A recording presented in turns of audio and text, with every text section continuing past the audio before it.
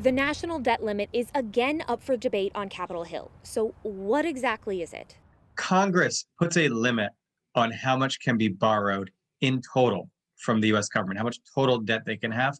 And the debt ceiling is that limit. It's an amount of borrowing we cannot breach. The debt limit or debt ceiling is a fixed number, which means from time to time, Congress needs to vote to raise or suspend it. If that doesn't happen, the U.S. would default on its debt or other financial obligations, and that could have significant impacts not only in the U.S., but around the world.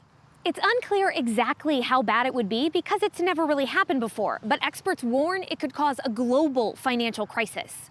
Congress has to raise the debt limit. This should not be a negotiable. You don't play chicken with the full faith and credit of the US government. After being suspended for 2 years, the debt limit is currently $28.5 trillion. We've already hit that number. So Treasury Secretary Janet Yellen has been taking, quote, extraordinary measures to ensure the country doesn't default on its debt. Once October 18th hits, the Treasury will be out of options and unable to pay its bills.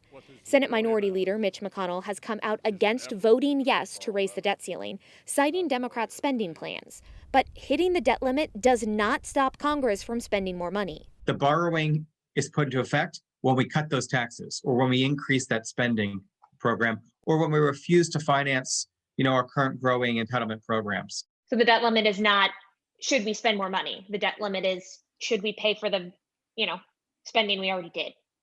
That's exactly right. The debt limit is should we pay for the spending we already agreed to? Senator Tim Kaine, who has proposed reforming the debt ceiling, said defaulting on the nation's debt is simply not an option. And we're not going to default on the nation's debt for the first time in 240 years.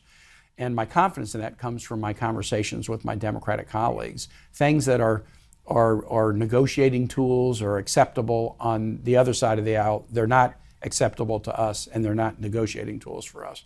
Stephanie Liebergen, Newsy, Washington.